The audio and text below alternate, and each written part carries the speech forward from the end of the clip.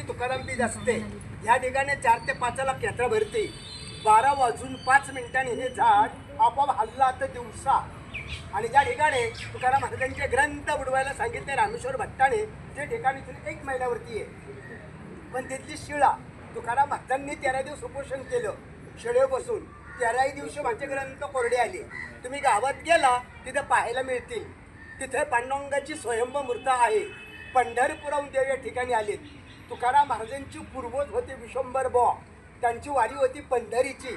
त्यावेळेला त्यांना दृष्टांत झाला विठ्ठल आंब्याखाली आहे. त्यावेळेला ती स्थापना तिथं झाली. आपण जर या ठिकाणी आलो, आपल्याला देहू आणि पंढरी दोन्ही क्षेत्र इथे घडले जातात.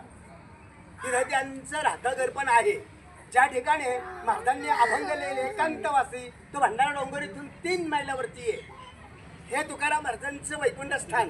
इथून वैकुंठाला गेले